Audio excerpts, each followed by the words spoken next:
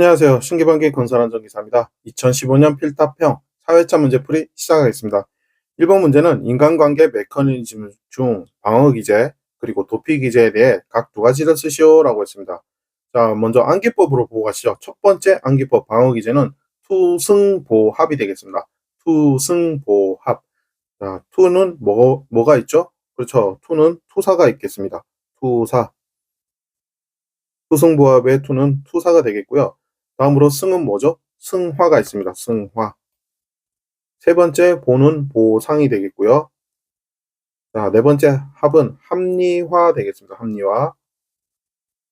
자, 이어서 도피기제죠. 도피기제 살펴보시죠. 오타였습니다. 도피기제 보시죠. 도피기제는 고태억백이 되겠습니다. 고태억백. 그래서 고는 바로 고립이 되고요. 고립. 퇴는 퇴행이 되겠네요. 퇴행. 그리고 억은 억압이 있습니다. 그리고 네 번째 백은 백일몽 있습니다. 백일몽. 자, 이렇게 해서 인간관계 메커니즘 중 방어기제, 투승보합, 투사, 승화, 보상, 합리화, 그리고 도피기제, 도피기제는 고퇴, 고립, 퇴행, 억압, 백일몽 이렇게 정리하겠습니다.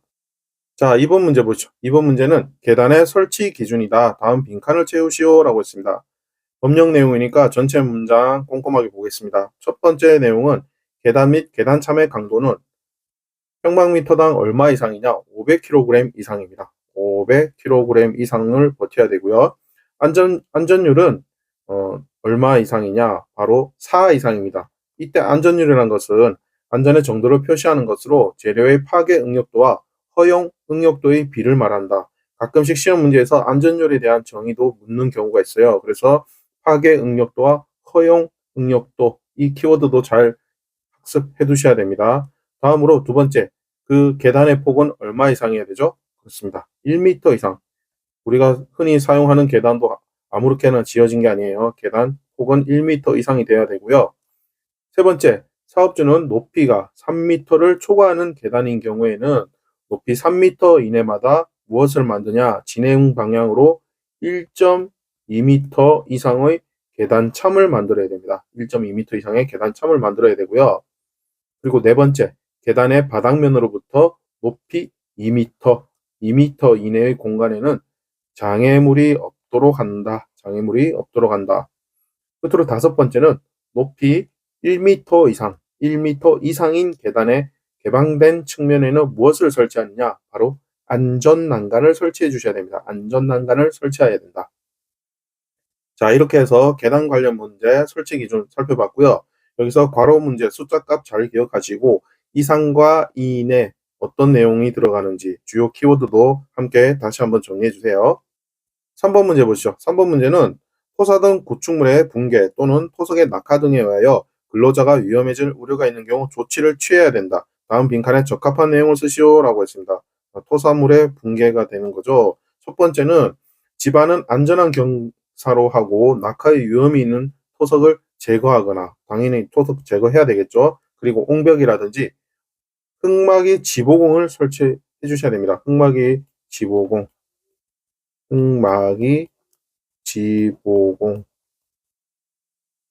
이 흙막이 지보공을 설치해 주셔야 되고요. 다음 두 번째는 토사 등의 붕괴 또는 토석의 낙하 원인이 되는 빗물이나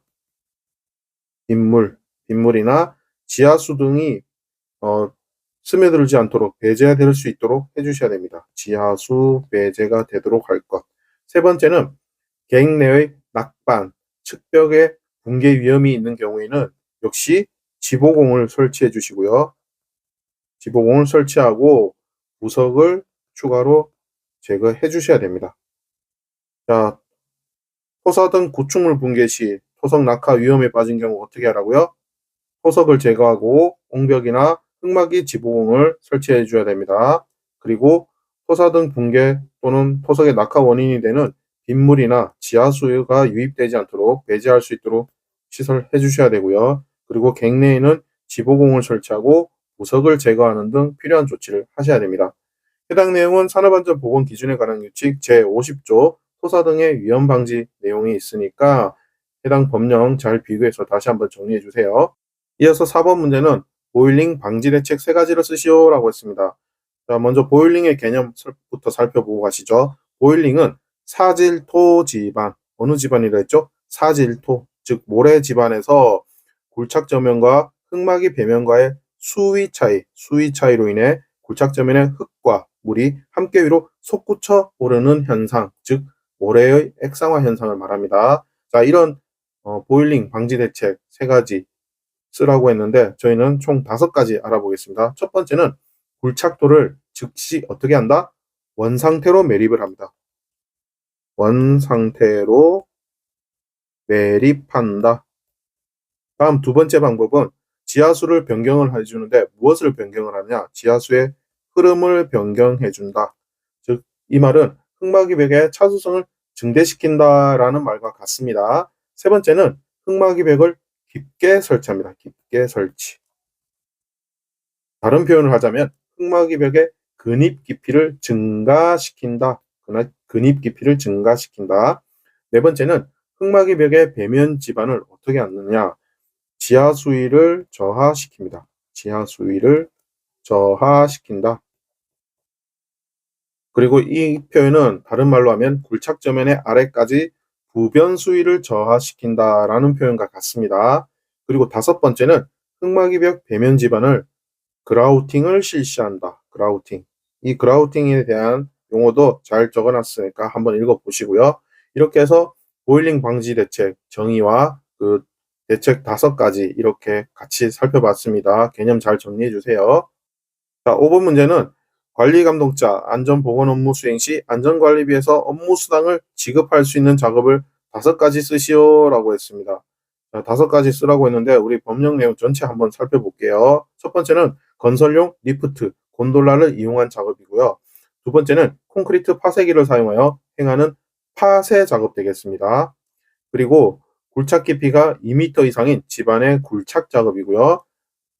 네 번째는 흙막이 지보공의 보강이라든지 동발이 설치 또는 해체 작업이 있습니다. 다섯 번째는 터널 안에서의 굴착 작업, 터널의 거푸집 조립 또는 콘크리트 작업이고요. 여섯 번째는 굴착면의 깊이가 2m 이상인 암석 굴착 작업이 있습니다. 일곱 번째는 거푸집 지보공의 조립 또는 해체 작업이고요. 여덟 번째는 비계의 조립, 해체 또는 변경 작업입니다. 아홉 번째는 건축물의 골조, 교량의 상부 구조 또는 탑의 금속재의 부재에 의하여 구성되는 그런 변경 작업이 되겠네요. 조립, 해체 또는 변경 작업이고요. 열 번째는 콘크리트 공작물의 해체 또는 파괴 작업이 되겠습니다. 11번째는 전압이 75V 이상인 정전 및 활선 작업, 12번째는 맨홀 작업, 산소 결핍 작업, 그리고 13번째는 도로에 인접하여 관로라든지 케이블 등을 매설하거나 철거하는 작업, 그리고 14번째는 전주 또는 통신주에서의 케이블 공중 가설 작업, 이렇게 해서 대부분의 작업들이 해체라든지 설치, 그리고 파쇄, 굴착, 그리고 조건이 있다면 깊이가 2m 이런 내용들이 공통적으로 대부분 들어가 있습니다. 그래서 위험하다고 생각되는 부분들, 전기 작업들 대부분이 들어간다고 생각하시면 되겠습니다.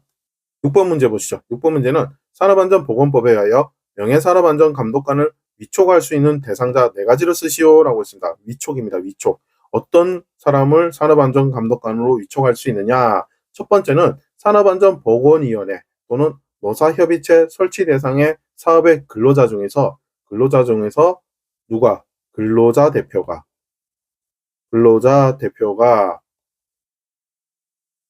사업주의 의견을 들어서 추천하는 사람입니다. 근로자 대표가 사업주의 의견을 들어서 추천하는 사람. 두 번째는 노동조합 또는 그 지역입니다. 지역의 대표기구에 소속된 임직원 중에서 연합단체인 노동조합 또는 그 지역 대표기구가 추천하는 사람이고요. 세 번째는 이제 전국 규모죠. 전국 규모의 사업주 단체 또는 그 산하 조직에 소속된 임직원 중에서 해당 단체 또는 그 산하 조직이 추천하는 사람입니다. 추천하는 사람. 그리고 네 번째는 산업재해 예방 관련 업무를 하는 단체 또는 그 산하 조직에 소속된 임직원 중에서 해당 단체 또는 그 산하 조직에 추천하는 사람입니다. 이렇게 해서 총 4가지 대상이 되고요. 쉽게 말해서 회사에서 그 지역 그리고 전국 단위로 넓어진다고 보시면 됩니다. 이렇게 크게 생각을 조금씩 넓혀가면은 쉽게 답을 쓸 수가 있어요. 자, 7번 문제는 누전에 의한 감전이온 방지를 위해 감전방지용 누전 차단기를 설치해야 하는 전기기기 기구 두 가지를 쓰시오라고 했습니다. 감전방지용 누전 차단기를 설치해야 되는 전기기계 기구 어떤 경우냐? 암기법이 있죠. 임대철물, 임대철물. 첫 번째 임은 임시배선입니다. 임시배선이라는 단어로 시작하고 이 임시배선의 전로가 설치되는 장소에서 사용하는 이동형 또는 휴대용 전기기계 기구가 되겠습니다. 다음으로 대는 대지전압이 들어갑니다. 대지전압이 얼마냐? 150V가 초과되는 역시 이동형 또는 휴대용 전기기계 기구입니다. 세 번째는 철판이라든지 철골 위 등 어떤 내용이죠? 그렇죠. 도전성이 높은 장소, 도전성이라는 건 전기를 전달하는 걸 말하죠. 그래서 철판, 철골 위는 전기가 잘 통하죠. 그래서 그런 도전성이 높은 장소에서 사용하는 역시 이동형 또는 휴대용 전기 기구예요. 그리고 네 번째는 물 같은 경우 역시 도전성이라는 단어가 들어가고요. 이 도전성이 높은 액체입니다. 액체가 있는 어떤 장소? 습기가 있는 습윤한 장소를 말하죠. 습윤한 장소에서 사용하는 이번에는 저압용 전기기계 기구입니다. 저압용 전기기계 기구. 이때 저압용 전기기계 기구는 1500V 이하의 직류 전압이나 1000V 이하의 교류 전압을 말한다. 이것까지 다 작성을 해주셔야 됩니다. 그래서 해당 문제는 괄호 넣기가 아니기 때문에 여러분들은 문장 전체로 해서 주요 키워드를 중심으로 해서 잘 기억해 주시고요. 특히 이동형 또는 휴대용 전기기계 기구는 세 가지 내용이 있고 마지막에 있는 내용은 저압용 전기기계 기구라는 거 이것만 다르다는 점 착안하셔서 차분히 생각하시면 충분히 답 한 쓰실 수 있습니다. 암기법 임대철물 잘 기억해 주세요. 계속해서 8번 보시죠. 8번 문제는 리프트의 작업 시작 전 점검사항 두 가지를 쓰시오라고 했습니다. 자, 첫 번째 리프트 작업 시작 점검사항은 바로 방호 장치가 있습니다. 방호 장치를 점검해 주시고 그리고 리프트 관련해서 브레이크 및 클러치 기능에 대한 이상 유무를 확인해 주시고요. 그리고 리프트이기 때문에 두 번째는 와이어 로프가 통하고 있는 곳의 상태를 확인하셔야 됩니다. 와이어 로프가 통하고 있는 곳의 상태. 이렇게 해서 리프트 작업 시작 전 점검사항 간단하게 두 가지가 있죠. 첫 번째 방호장치, 브레이크 및 클러치 기능. 두 번째는 와이어 로프가 통하고 있는 곳의 상태. 자, 해당 내용은 산업안전 기준에 관한 규칙 별표 3 작업 시작 전 점검사항 리프트 내용에 잘 나타나 있습니다. 이 작업 시작 전 점검사항은 각 장비에 관련해서 항상 한두 문제 정도는 꾸준히 출제되고 있기 때문에 관련 법령 내용 다시 한번 천천히 한번 확인해 주세요. 9번 문제는 높이 5m 이상의 비계 조립, 해체 및 변경 작업을 할 때 유해 위험을 방지하기 위한 관리 감독 업무 세 가지를 쓰시오라고 했습니다. 자, 비계 조립, 해체, 변경 작업 시 유해 위험 방지. 첫 번째는 재료의 결함 유무를 점검하고 불량품을 제거하는 일을 해주셔야 됩니다. 뭐라고요? 재료의 결함 유무를 점검해 주시고요. 결함 유무를 점검하고 불량품을 제거를 해주셔야 돼요. 불량품을 제거하는 일을 해야 된다. 해체 작업의 경우에는 어차피 말 그대로 해체이기 때문에 적용은 제외돼요. 다음으로 두 번째는 기계, 기구, 공구, 그리고 안전대와 안전모에 대한 기능을 확인해 주셔야 돼요. 안전모의 기능을 점검하고 역시 불량품은 제거해 주셔야 됩니다. 세 번째는 작업 방법에 대해서 작업 방법과 그리고 근로자의 배치 부분도 챙겨 주셔야 돼요. 근로자 배치를 결정하고 작업 진행 상태를 감시하는 일을 하셔야 됩니다. 끝으로 네 번째는 안전대와 안전모의 착용 상황을 감시하는 일도 해주셔야 돼요. 자, 비계 조립 해체 및 변경 시 유해 위험 방지를 하기 위한 관리감독자 역할 뭐가 있다고요? 첫 번째, 재료의 결함 유무를 점검하고 불량품을 제거하는 일. 두 번째는 기구, 공구, 안전대 및 안전모 등의 기능을 점검하고 불량품을 제거하는 일. 세 번째는 작업 방법 및 근로자 배치를 결정하고 작업 진행 상태를 감시하는 일. 네 번째는 안전대와 안전모 등의 착용 상황을 감시하는 일. 이렇게 총 4가지 살펴봤습니다. 10번 문제는 계산 문제가 되겠네요. 터널 신설 공사로 총 공사 원가 100억 원인 재료비와 직접 노무비 합계액이 60억 원인 경우 산업안전보건관리비를 다음 기준표를 참고하여 계산하시오라고 했습니다. 자, 이 문제의 포인트는 첫 번째는 터널 공사입니다. 터널 공사는 아래 제가 언급을 했죠. 중건설공사에 해당됩니다. 터널 공사는 중건설공사고 이러한 중건설공사에는 댐, 제방, 수력발전시설, 터널공사, 철도 또는 궤도시설공사가 바로 중건설공사에 속하고요. 여기 표를 보시면 우리는 중건설공사를 적용을 해주시고 자, 여기서 대상액은 얼마라고 했죠? 예, 대상액은 재료비와 직접 노무비를 합한 것을 우린 대상액이라 하고요. 그 금액은 60억이라고 했습니다. 60억. 그래서 조건에서 봤을 때는 60억 이상이기 때문에 대상액을 50억 원 이상인 내용의 비율을 적용을 합니다. 그래서 우리는 이 산업안전보건관리비를 구하는 원 공식은 이렇게 되는 거죠. 대상액에 해당 요율을 곱하고 거기에 기초액을 더하게 되어 있습니다. 하지만 우리는 여기서 합계액이 재료비와 직접 노무비를 합한 대상액이 50억 원 이상인 60억이기 때문에 바로 중건설공사 비율 3.12를 곱하게 됩니다. 3.12를 곱하게 되고 이렇게 해서 나오는 금액은 얼마죠? 그렇죠. 1억 8,660만 원이 정답이 되겠습니다. 해당 내용은 그 비율이라든지 이 기초액이 2025년 1월 1일부로 안전관리비 계산 기준표가 변경이 됐습니다. 그래서 그 요율을 잘 봐주시고요. 터널공사가 중건설공사에 속한다는 거 그리고 표를 어떻게 적용하는지 그 내용을 이해하시고 중요한 것은 공식을 직접 쓰실 필요는 없지만 전체 풀이 과정은 명확하게 쓰시고 답을 도출을 하셔야 됩니다. 그렇게 해야지 득점을 획득하실 수 있습니다. 잘 차분하게 풀이해 주세요. 11번 문제는 안전모의 종류별 사용 구분에 따른 용도를 쓰시오라고 했습니다. 자, 안전모의 종류 뭐가 있죠? 크게 3가지가 있습니다. AB형, AE형, ABE형이 있습니다. 먼저 첫 번째 AB형은 물체의 낙하, 그리고 비례, 물체가 날아오는 거 비례죠. 비례, 그리고 추락, 사람이 추락하는 경우 이런 위험 방지를 경감하는 것이 바로 AB형이 되고요. 이러한 AB형은 관통거리가 11.1m, 11.1mm, 11.1mm 이하의 관통거리를 유지를 해주셔야 됩니다.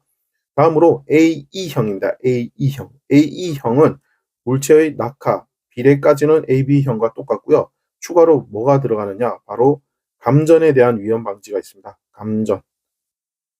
물체의 낙하, 비례, 감전의 위험 방지 및 경감이 들어가고요. 이 AE형은 관통거리 9.5mm 이하가 돼야 됩니다. 끝으로 ABE형은 앞에서 살펴본 AB형과 AE형의 혼합형이라고 보시면 되겠습니다. 그래서 이 ABE형은 물체의 낙하, 비례, 그리고 추락, 그리고 거기에 감전까지 위험 방지 및 경감을 합니다. 그래서 현장에서는 가급적이면 ABE형을 사용하기를 권해드리고요. 앞서 보셨던 AE형과 그리고 ABE형은 똑같이 어떤 특성을 있느냐? 내전압성의 특성이 있습니다. 여기서 말하는 내전압성이라는 것은 7000V 이하의 전압에 견디는 것을 우리는 내전압성이라고 합니다. 그리고 안전모의 성능 시험도 가끔씩 시험에 자주 나옵니다. 안전모의 성능 시험 6가지.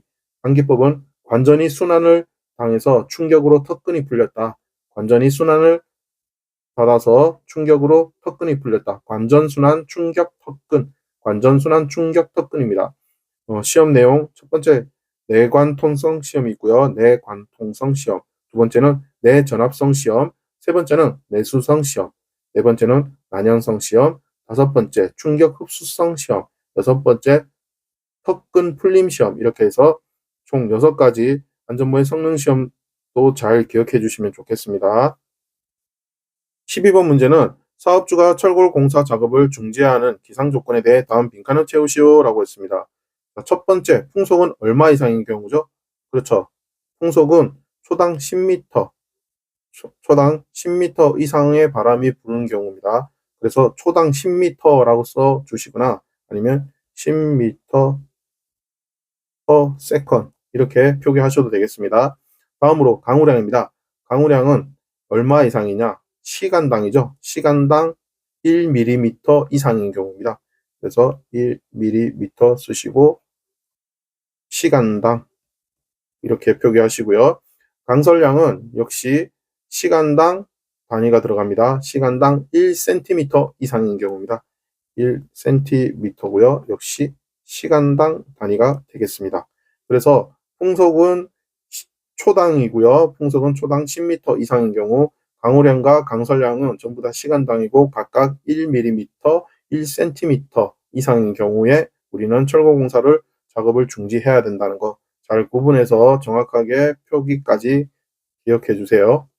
13번 문제 보시죠. 13번 문제는 구조 안전의 위험이 큰 철골 구조물은 건립 중 강풍에 의한 풍압 등 외압에 대한 내력이 설계 고려되었는지 확인해야 된다. 이러한 외압에 대한 내력이 설계되어야 하는 구조물 5가지로 쓰시오 라고 했습니다. 첫 번째 어떤 구조물이냐? 높이 20m 이상의 구조물이 되겠습니다. 높이 20m 이상의 구조물이고요. 외압에 대한 내력이 설계되어야 하는 구조물 두 번째는 구조물의 폭과 높이의 비가 1대4 이상인 구조물이다. 폭이 1, 높이가 4 이상인 구조물인 경우에 역시 외압에 대한 내력이 설계되어 있어야 되고요. 그 세 번째는 단면 구조에 현저한 차이가 있는 구조물입니다. 현저한 차이가 있는 구조물. 그리고 네 번째는 연면적당 철골량이 얼마? 평방미터당 50kg 이상입니다. 평방미터당 50kg 이하네요. 이하인 구조물인 경우에 우리는 외압에 대한 내력이 설계되어야 됩니다. 그리고 5번째는 기둥이 타이플레이트형인 구조물이고요. 6번째는 이음부가 현장 용접인 구조물입니다. 현장 용접. 이음부가 현장 용접. 강제로 연결한 걸 말하는 거예요. 그래서 이런 5가지, 총 6가지죠. 총 6가지 외압에 대한 내력이 설계된 부분 고려해야 되는 것, 총 6가지 구조물을 살펴봤습니다. 자, 끝으로 14번 문제 보시죠. 14번 문제는 기초지반의 성질을 적극적으로 개량하기 위한 지반 개량 공법을 4가지 쓰시오 라고 했습니다. 그 공법, 첫 번째는 다짐 공법이 되겠습니다. 다짐 공법. 두 번째는 탈수 공법이 있습니다. 탈수 공법. 그리고 세 번째는 고결 안정 공법. 고결 안정 공법이 되고요. 네 번째는 치환 공법입니다. 치환. 뭔가를 대체했다는 거죠. 치환 공법. 그리고 5번째는 제하 공법이 있습니다. 제하 공법. 그리고 6번째는 전기화학 고결법이 있습니다. 전기화학 고결법. 자, 기초지반 성질 적극적으로 개량하기 위한 지반 개량 공법. 뭐라고요? 첫 번째가 다짐공법, 두 번째 탈수공법, 세 번째 고결안전공법, 네 번째 치환공법, 5번째 제하공법, 6번째 전기화학고결법 이렇게 해서 총 6가지로 정리하겠습니다. 이상으로 신규반기와 함께 건설안전기사 2015년 필답형 사회참 문제풀이 모두 마치겠습니다. 수고하셨습니다.